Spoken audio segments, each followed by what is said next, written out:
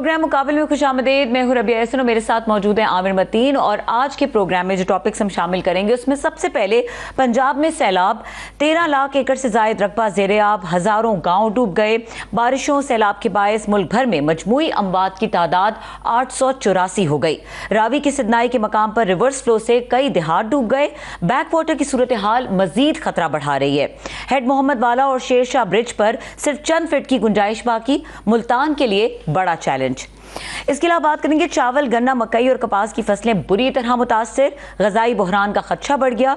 कपास की पैदावार पर मुख्तलिफ इदारों के मुतजाद आदाद शुमार। किसान फौरी रिलीफ पैकेज का मुतालबा कर रहे हैं।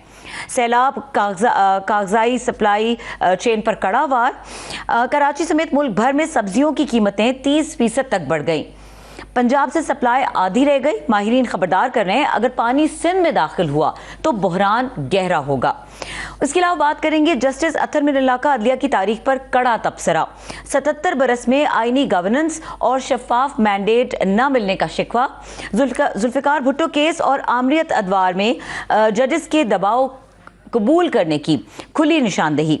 इन तमाम मौज़ूआत पर आज के प्रोग्राम में बात करेंगे और आमिर मतीन साहब का तज्जिया लेंगे। जी आमिर साहब, इन तमाम सिचुएशन पर, सूरत हाल पर क्या कहेंगे? जी, इस वक्त अभी सैलाब का एक फ़ेज़ तो ख़त्म हुआ है, मगर अभी ये ख़त्म नहीं हुआ पूरा मामला। और अभी एक और बताया जा रहा है कि 7 सितंबर के बाद एक और बारिश का स्पेल आ रहा है।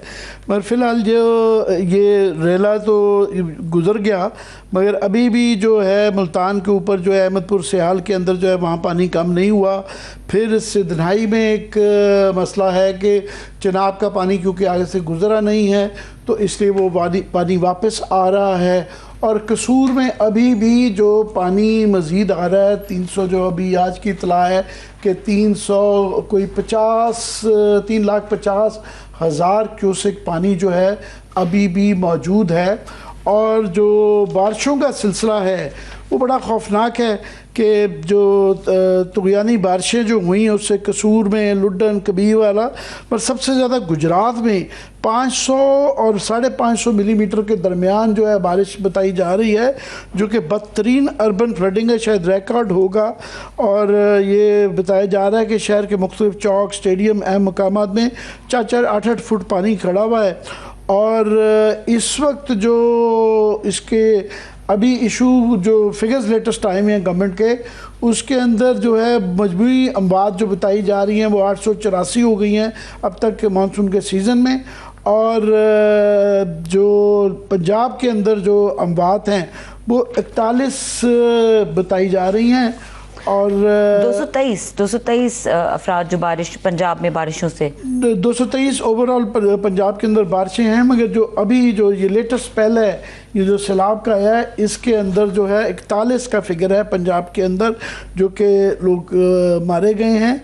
और इसके अलावा जो फिगर्स बताए जा रहे हैं तो यानी के और नुकसानात के, पंजाब में जो है सैलाब से बताया जा रहा है कि 13 लाख एकड़ अराजी जो है वो उसका नुकसान पहुंचा है। 4000 देहात हैं। और अमवात जो पंजाब के अंदर जो मौजूदा स्पेल है इसके अंदर 46 अमवात हैं और 38 लाख से ज़ायद अफराद मुतासिर हुए हैं।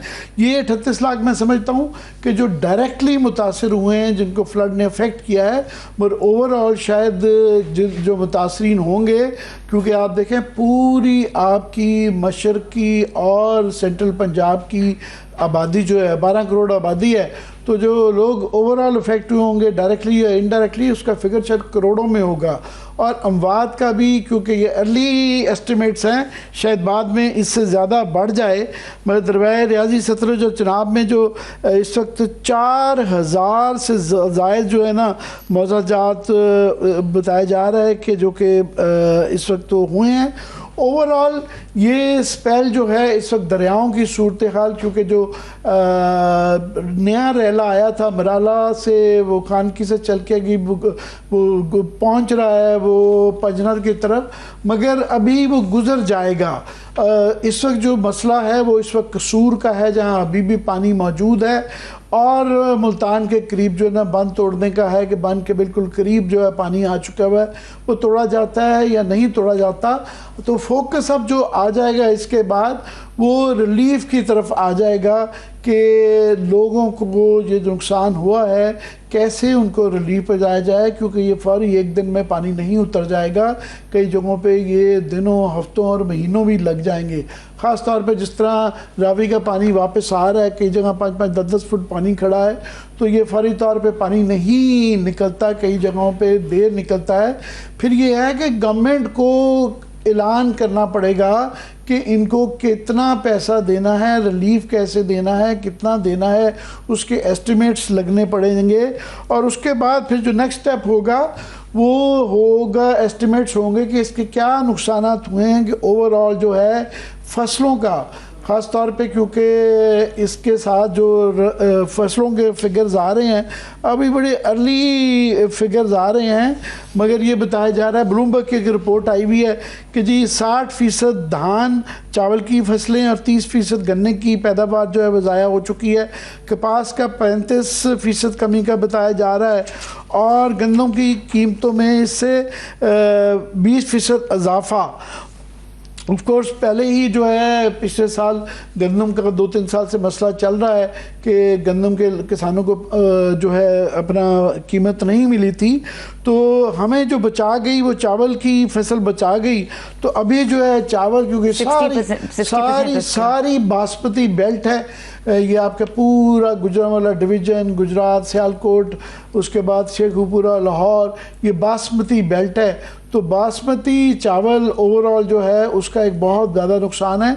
तो उसके बाद ये भी एस्टिमेट लगाना कि कितना, क्योंकि जो किसान है उसने इनपुट्स पे खर्चा किया होता है, उसने खाद पे इन्वेस्ट किया होता है, उसने आड़ती से पैसे लेके बाकी चीज़ों के ऊपर खर्चा, बीज के ऊपर किया होता है। तो पहले उसने अपने खर्चे किए होते हैं और फिर अगली फसल के लिए भी उसको पैसा चाहिए होता है। तो बहरहाल गवर्नमेंट को उसके लिए वो कॉम्पनसेट करना पड़ेगा जी। किसान का जो तबका है वो डेफिनेटली से बहुत बुरी तरह से इम्पैक्ट हुआ है। आमिर साहब, हमें गेस्ट ने ज्वाइन किया है, हमारे साथ मौजूद हैं साबिक फाकी वजीर असद उमर साहब, उनको वेलकम करेंगे। अस्सलाम वालेकुम जी। असद, बहुत बहुत शुक्रिया हमारे लिए वक्त निकालने का।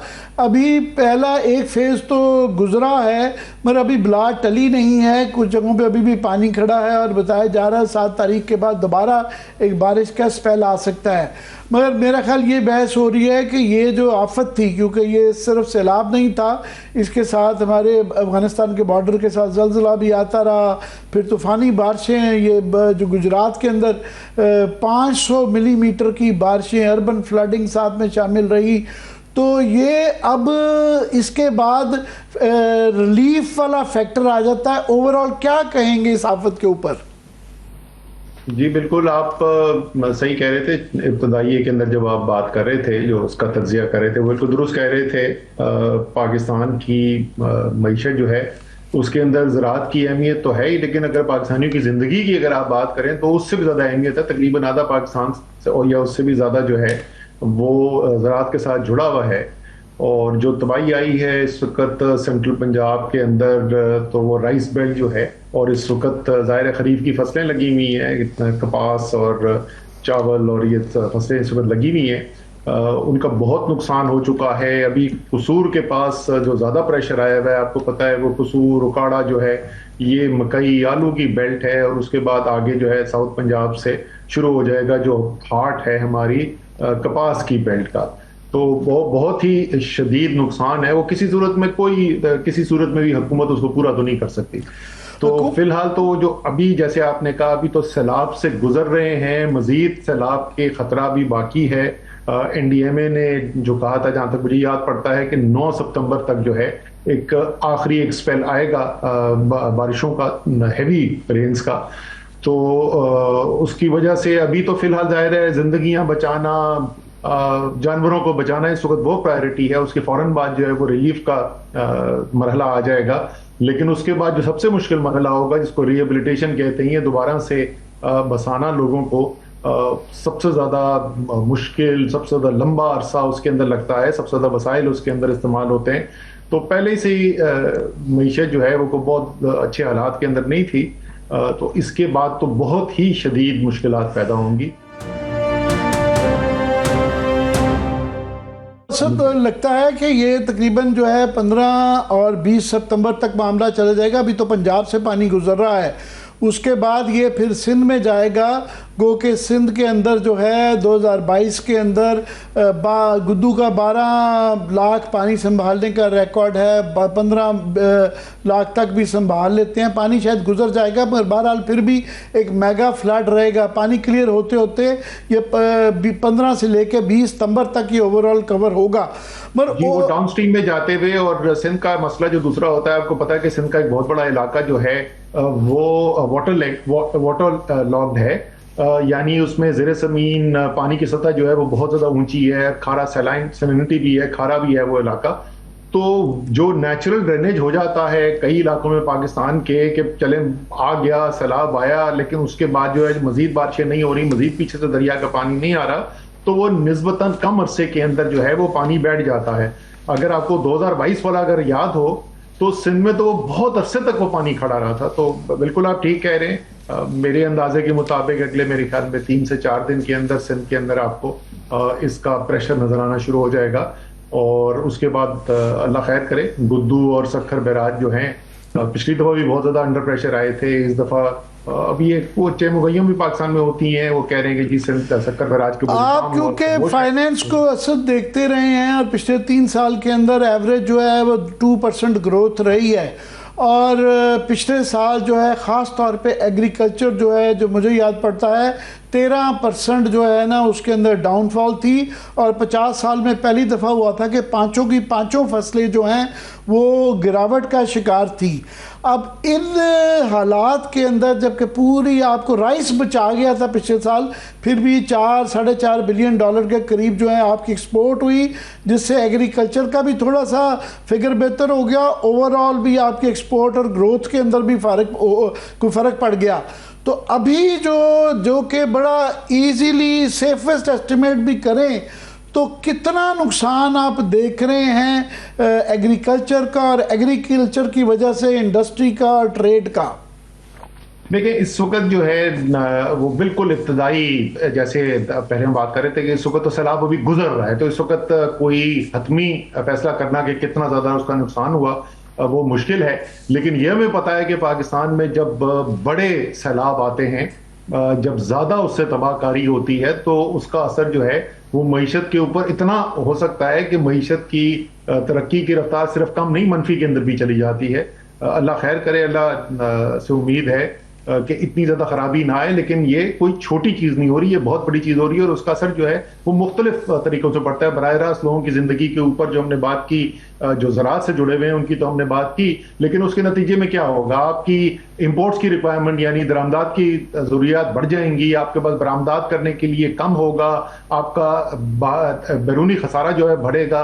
वो जब महंगाई बढ़ेगी, खाने पीने की चीज़ों की कीमतें बढ़ेंगी, तो ये जब सब होगा तो वो एक आहिस्ता आहिस्ता जो सेंट्रल बैंक जो है, स्टेट बैंक पॉलिसी रेट आपका कम कर रहा था, उसके पास भी गुंजाइश खत्म हो जाएगी कि उसको कम किया जाए।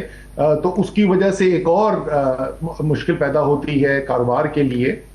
तो उसके 1-2 सिर्फ मुज़मरात नहीं है, वो पूरी मईशत को फिर असरअंदाज होता है, और बहुत मनफी तरीके से असरअंदाज होता है। बारी बारी असल चीज़ें देख लेते हैं। रिहेबिलिटेशन का एक हमारा अपना एफर्ट है, और एक बाहर का जो हमें डोनर्स की तरफ से कई दफ़ा इमदाद आ जाती है।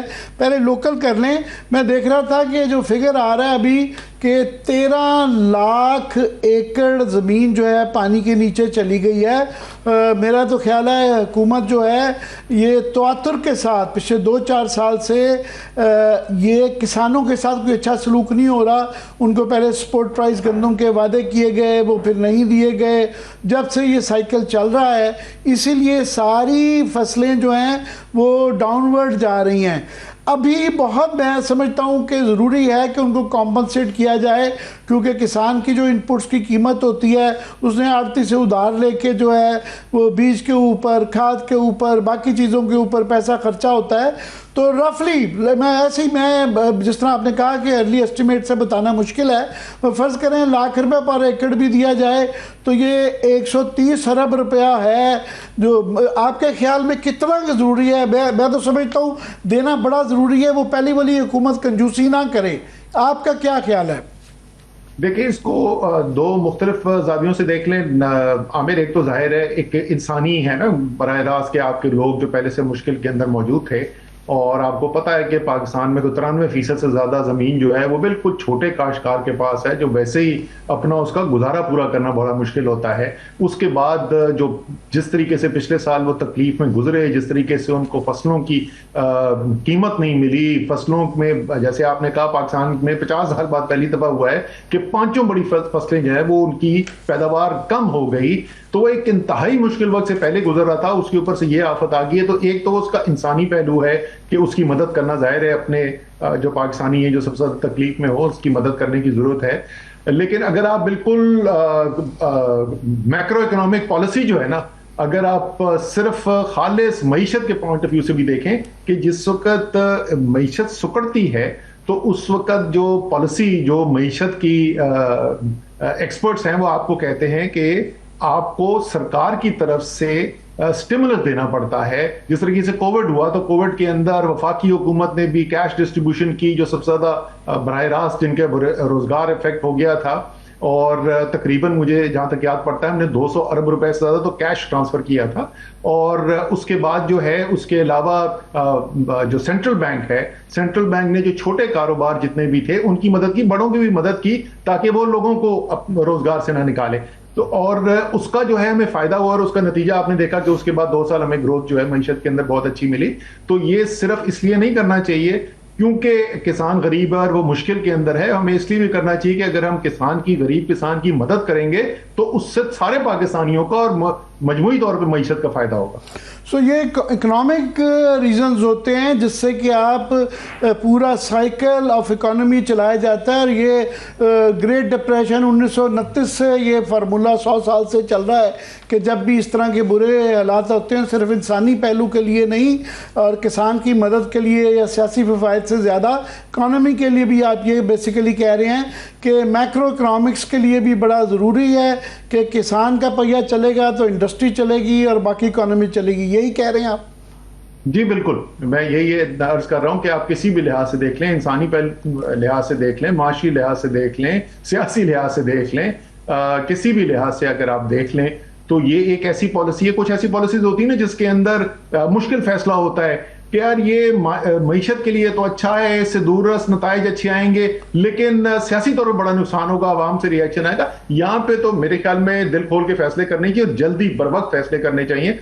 उस वक्त भी जाहिर है हमारी वफाकी हुकूमत जो थी वो तो बराह रास्त हम कर रहे थे, लेकिन उस वक्त भी मैं कोविड की मैं दोबारा बात कर रहा हूँ कि जो सेंट्रल बैंक, स्टेट बैंक की मैंने बहुत तारीफ की थी। उन्होंने बड़े बर वक्त और बड़े दलेरी से फैसले किए थे। अगर आप किसी भी उस वक्त कारोबारी से पूछें तो इस वक्त भी जो है हमें ऐसी फैसला साजी देखने की जरूरत है।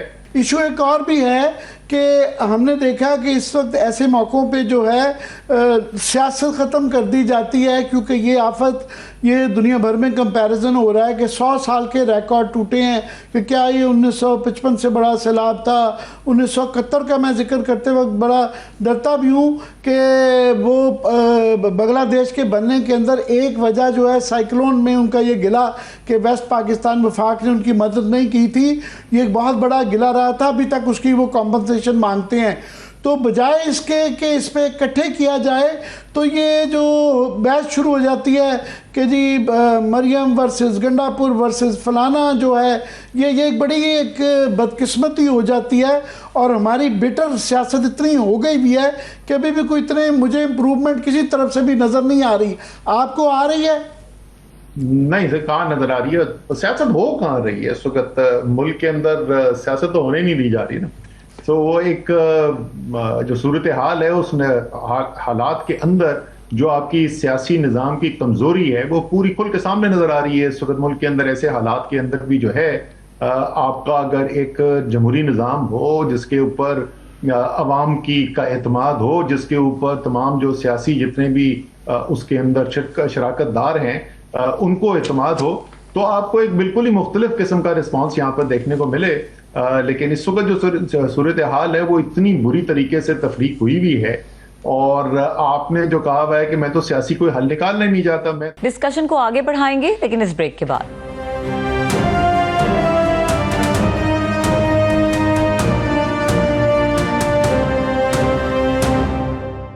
वेलकम बैक और डिस्कशन को आगे बढ़ाएंगे। असद साहब, जिस तरह से आप कह रहे हैं कि पाकिस्तान ने इस तरह के बहुत सारे डिजास्टर्स देखे हैं पहले भी, लेकिन एक रवैये में तब्दीली जो है वाज़ेह नजर आई है कि ऑप्टिक्स पे बहुत काम किया जा रहा है, चाहे वो जनरल पब्लिक हो चाहे वो लीडर्स हों, वो हर जगह जाके ऑप्टिक्स तो क्रिएट कर रहे हैं कि मदद की जा रही है, या लेकिन और कुछ जगहों पर तो हमने देखा कि लोग सफ़र कर रहे हैं और साथ में खड़े लोग वीडियो बना रहे हैं। तो एक कम्युनिटी लेवल पे जो एक एफर्ट होनी चाहिए, या सिर्फ स्टेट को अगर ना देखा जाए और इस वक्त ये देखा जाए कि ह्यूमन चेन होना बहुत जरूरी है, इस हवाले से आपको लगता है कि जिस लेवल का ये डिजास्टर है उस हिसाब से सेंसिटाइजेशन मौजूद है अवाम में?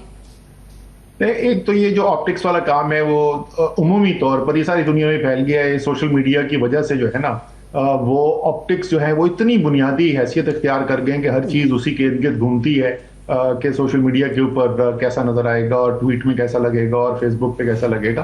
तो एक तो वो उमूमी तौर पे हुआ है, फिर आप क्योंकि ज्यादा इस वक्त जो है कवरेज पंजाब के अंदर हो रहा है, लेकिन जहां तक आप कह रही है ना कि अवाम जो है वो उसके लिए जो है वो हिस्सेदार बने, उसमें दो चीजें हैं। एक तो इस वक्त अवाम का एतमाद जो है वो पाकिस्तान के निज़ाम में शायद कमजोर तरीन सतह के ऊपर है।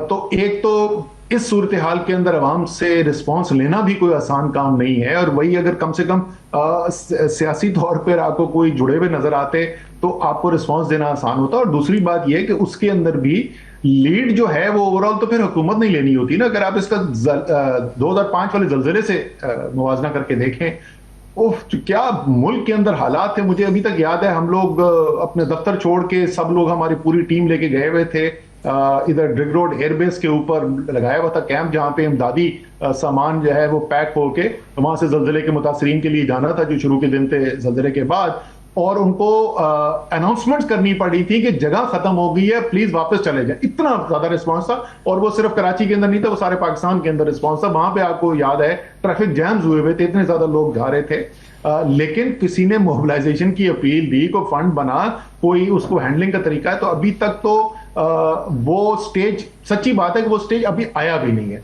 ये एक दफा रेला गुजर जाए, उम्मीद ये है कि इस वक्त उस काम की तैयारी हो रही होगी, और ये नहीं होगा कि जिस वक्त वो गुजर जाए तो उसके बाद मीटिंग शुरू हो कि अच्छा जी अब ये मोबिलाइजेशन एफर्ट कैसे करना है और आवाम को किस तरीके से इसके अंदर जोड़ना है। इस वक्त असल तैयारी जो हमें नजर आ रही है, ऑप्टिक्स को छोड़ दें कि आप सारे इदारों पे बारी बारी आ जाएं। पार्लियामान में सूरत हाल ये है कि मुझे आपको बताने की ज़रूरत नहीं है, मगर जहन में आ जाता है कि गवर्नमेंट आपस में लड़ रही है। राना सनाउल्लाह वर्सेस अदीब अब्बासी, ख्वाजा आसिफ वर्सेस अदीब अब्बासी चल रहा है कि जी निज़ाम जो है उसके अंदर लोकल बॉडीज़ का एकदम से याद आ गया कायद साहब को कि जी वो बड़ा ज़रूरी है। फिर अपोजिशन जो है, आपको पता है उन्होंने अब ऐलान किया है कि पार्लियामेंट में बैठने की ज़रूरत ही नहीं है। वो बाई इलेक्शन से भी बाइकआउट कर रहे हैं, कमेटियों से भी कर रहे हैं, और वो अपनी असम्बली भी बाहर पे लगा रहे हैं। पंजाब के अंदर भी सूरत हाल ऐसी है, तमाम leaders of the opposition parliament के अंदर, पंजाब असम्बली के अंदर वो मौजूद नहीं है। एग्जैक्टिव की भी यही सूरत हाल है और जुडिशरी की भी यही है। तो ऐसे मौक़ों में 2022 में भी मुझे याद है अच्छा खासा लोगों में ये जज्बा था और लोगों ने ठीक ठाक रिलीफ के लिए काम किएगा। यहाँ तो आपस की लड़ाइयाँ नहीं ख़त्म हो रही। लेकिन यही तो हम बात कर रहे थे ना कि जो माहौल है मुल्क के अंदर, जो मजमूई तौर पे माहौल है, वो तो अवाम नहीं बनाते ना। वो तो जो आपका निज़ाम चला रहे हैं, जो आपकी जमहूरी सिस्टम के अंदर फैसला साजी की पोजीशंस के ऊपर बैठे हुए, तो माहौल तो मुल्क के अंदर वो बनाते हैं। तो माहौल जो है इस वक्त जो है वो इतनी तकसीम का माहौल है, इतने शक शुबहात का माहौल है, इतने अदम एतमाद का माहौल है कि आपके लिए कोई ताज्जुब नहीं होना चाहिए लेकिन इसके बावजूद इसमें कोई शक नहीं कि एक आम पाकिस्तानी जो है वो अपने मुल्क के लिए और अपने बाकी पाकिस्तानियों के लिए एक जज्बा रखता है। आपने देखा था अभी मई के अंदर, हमने देखा जिस वक्त इंडिया से खतरा पैदा हुआ तो सारे पाकिस्तानी जो हैं वो बाकी सारे अपने इख्तलाफात बुलाकर वो उस मामले के ऊपर यकजा थे। यहाँ पे भी अगर एक सही पैगाम दिया जाए, सही सिग्नल दिया जाए, अगर सियासत को कुछ देर के लिए हुकूमत जो है कोई 2-4 ऐसे इकदाम कर दे कि जिससे लगे कि हाँ भाई कोई हम ऐसे मुल्क को उस रास्ते पे लेके जाना चाहते हैं जहां हम पूरी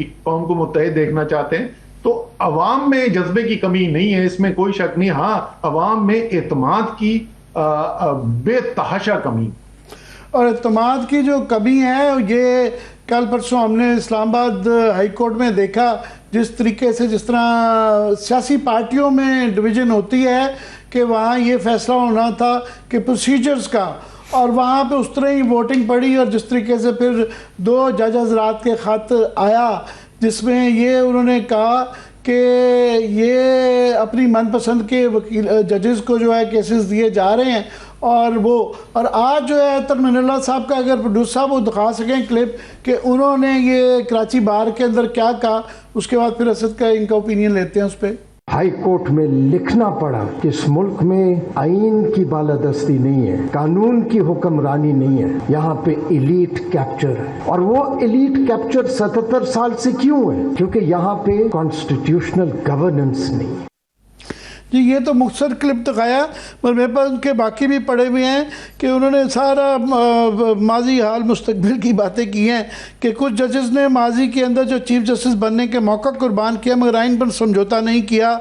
फिर ये उन्होंने कहा जी ये अदलिया का स्याह तरीन जो है बाब है, और जो है यहाँ पे पीसीओ का उन्होंने कराची बार की अभी भी वाकई सिंध के अंदर फिर भी थोड़ी सी मुकाबलतन सूरत हाल बेहतर है। और उन्होंने कहा जी ये पीसीओ के हल्फ इनकार करने वाले 6 जज जो थे वो सिर्फ सिंध से ही थे, सिंध से ही थे। तो ये बहरहाल अतर मिनल्ला साहब का ये बयान आके जो है जो जुडिशरी का मैंने मिस कर दिया था इदारों के हवाले से, क्या कहेंगे आप?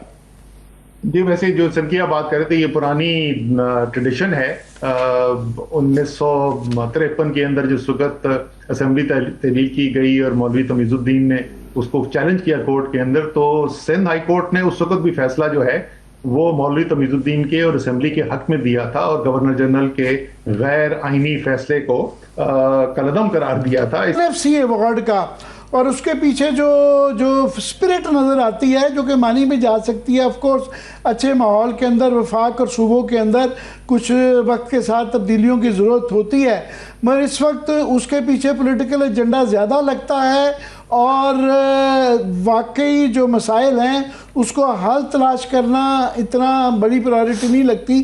क्या कहेंगे? देखें, बिल्कुल सही बात है कि इस वक्त जो आपका आईनी सूरत हाल जो है, चाहे वो सूबों की और वफाक के और मकामी हुकूमतों का जो इस वक्त 3 टियर का स्ट्रक्चर है उनके इख्तियारात का है, उसको भी तब्दील करने की जरूरत है। मैं बिल्कुल इस बात से इत्तफाक करता हूं, इस सिस्टम नहीं डिलीवर कर रहा, और मैं इससे भी इत्तफाक करता हूं कि NFC को रिविजिट करने की जरूरत है। लेकिन जो सारी बातें मैं सुन रहा हूं उससे ऐसे लगता है कि हम इख्तियारात की मरकजियत दोबारा बढ़ाना चाहते हैं, हालांकि जरूरत इस वक्त शदीद जरूरत इस बात की है कि हमें इख्तियारात को और नीचे की तरफ लेके जाना है, वसाइल को और नीचे की तरफ लेके जाना है। जो NFC अवार्ड के अंदर जो 7th NFC अवार्ड हुआ उसमें आपने एकदम से एक बहुत बड़ा इजाफा तो कर दिया कि वफाक से जो पैसा जाएगा सूबों को, उसके अंदर ये कहीं नहीं लिखा गया कि वो सूबे जो हैं वो अपने जिलों तक, वो यानी जिलों तक का मतलब है अवाम तक किस तरीके से पहुंचाएंगे, वो बिल्कुल उसके अंदर जो है वो रह गया है। और बहुत जरूरी है कि अगर NFC अवार्ड के ऊपर दोबारा उसकी तश्कील भी हो गई है, उनकी मीटिंग शुरू हो रही है, और मेरे ख्याल में अगर इस दफा उन्होंने इस बात को उसके अंदर शामिल ना किया, अगर मजीद वफाक से सूबा, लेकिन उससे भी ज्यादा जरूरी सूबे से जिले की लेवल के ऊपर आप इख्तियारात को और वसाइल को ना लेकर आए,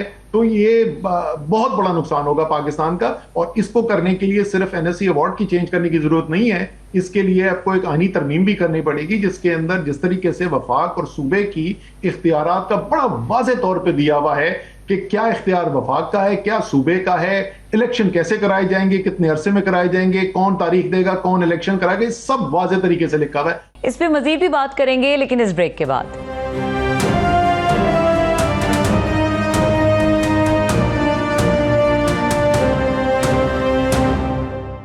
वेलकम बैक और डिस्कशन को आगे बढ़ाएंगे। आप बात कर रहे हैं जिस तरह 8वीं तरमीम का गल साफ करने के लिए 18वीं तरमीम करवाई गई, अभी ये 26वीं आईनी तरमीम के बाद ये NFC के ये मसाइल और ये ख्वाजा आसिफ साहब की मेरे सामने स्टेटमेंट पड़ी हुई है, एक नया शोशा छेड़ दिया गया है कि जी नए सूबे बनने चाहिए, और वो इस तरीके से ये पेश की जाती है कि लगता है कोई इसके पीछे कोई नया कोई पता नहीं कोई साजिश तैयार की जा रही है, सदारती निज़ाम की बातें कर रहे हैं। ऑफ कोर्स ये सारी चीज़ें हो सकती हैं, मगर आप समझते हैं कि इस वक्त वो माहौल एग्जिस्ट करता है कि लार्जर कॉन्स्टिट्यूशनल स्ट्रक्चरल पाकिस्तान की तब्दीलियाँ की जा सकें? मैं आपको पता है आमिर, मैं इसके ऊपर मजमून भी लिख चुका हूं, मैं बहुत दफा मैं वो एक्चुअली पढ़ता रहा हूं, इसलिए खास तौर पे दोबारा ये सवाल मेरे ख्याल में पाकिस्तान, हाँ मेरे ख्याल में पाकिस्तान के अंदर एक नए चार्टर ऑफ डेमोक्रेसी की जरूरत है, एक नए मिसाक जमहूरियत की जरूरत है, उस मिसाक जमहूरियत के अंदर जिसमें तमाम सियासी पार्टियां जो हैं साथ बैठें और फैसले करें, उसके अंदर ये तमाम जो मसाइल जिनकी बात करें, क्योंकि इसका हल जो है, मैं तो बिल्कुल वाज़ेह हूं कि मेरे ख्याल में जितनी ज्यादा मरकजियत पाकिस्तान में कम करेंगे, जितने ज्यादा इख्तियारात और वसाइल अवाम के करीब लेते जाएंगे, उतना पाकिस्तान मजबूत होता जाएगा। लेकिन हो सकता है कि आमिर मतीन के कुछ और ख्याल आते हैं, हो सकता है तीसरे आदमी कुछ और हो, लेकिन इनका आपने सियासी जवाब निकालना है। जब तक सियासी निजाम ही आपस में टूटा हुआ है, जिस वक्त आपका सबसे मकबूल लीडर जो है वो जेल के अंदर हो, सबसे बड़ी पॉलिटिकल पार्टी जो है उसके सेनेट का ऑपोजिशन लीडर, उसका कौमी असेंबली का जो लीडर है, ऑपोजिशन लीडर जो है, उनको 10-10 साल सजाएं हो रही हो, जिसके अंदर पंजाब के ऑपोजिशन लीडर को सजाएं हो रही हो, वहां पर कोई माहौल ही नहीं है कि सियासी हल निकालने का। तो मेरे ख्याल में चले इसी को बहाना बनाकर, इन्हीं इश्यूज को बहाना बनाकर बैठ जाएं और कोई ना कोई हल निकालें, पाकिस्तान को वापस, पाकिस्तान के निजाम को एक आईनी रास्ते के ऊपर डालें, जिसके अंदर पाकिस्तान की अवाम का एतमाद बहाल हो। और ताकि क्योंकि देखें, नागहानी आफात तो पहले भी आती रही है, जब से इंसानियत है उस वक्त से आ रही है, आइंदा भी आती रहेंगी, आइंदा भी आएंगी, लेकिन कम से कम हमें मुल्क मुत्तहद नजर आए, हमें लीडरशिप मुत्तहद नजर आए कि भाई पाकिस्तान के ऊपर एक परेशानी आई है तो इसलिए सब मिलकर काम करेंगे। लेकिन वो मुमकिन नहीं है जिस वक्त आप पाकिस्तान के सियासी निजाम के जो मसाइल हैं उसको डील नहीं करेंगे, सियासी तरीके से, ताकत से नहीं, सियासी तरीके से डील नहीं करेंगे, और एक नए आईनी आईन नहीं बट एक नए तरीके से आईनी रास्ते के ऊपर चलने का फैसला नहीं करेंगे। एतमाद की फिजा तो तभी बनेगी जब कोई शिफाफ एक दफ़ा नए इलेक्शन होंगे और एक नया माहौल बनेगा, जो कि 1973 के अंदर बहुत ज़्यादा इख्तलाफात थे, मगर सारे ही पार्टीज़ ने इख्तलाफात के बावजूद मिल के बैठ के भी जैसा कैसा भी है, अभी भी 1973 का आइन है जो इसने हमें इकट्ठा रखा हुआ है। मैं NFC के मतलब मेरे सामने हफीज़ पाजा साहब का आर्टिकल पढ़ा हुआ है, उन्होंने बड़ी एक इंपॉर्टेंट बात की है। उनका जनाब आप फार्मूला डिस्कस करने जा रहे हैं उसको NFC का कि नया बनाना है, उसके लिए बड़ा ज़रूरी है कि आपको एक ग्रॉस रीजनल प्रोडक्ट का जो है ना एक एनुअल एक असेसमेंट करवानी थी कि इनकम्स की डिस्ट्रीब्यूशन सूबों के दरमियान कितनी अच्छी या बुरी हो चुकी हुई है, कौन सा सूबा आगे गया है, कौन सा पीछे किया गया है। जब तक आपके पास वो पैमाना, वो डेटा नहीं होगा, कैसे आप फैसला करेंगे कि किस सूबे के अंदर गुर्बत कम है या ज़्यादा है? आप क्या कहेंगे?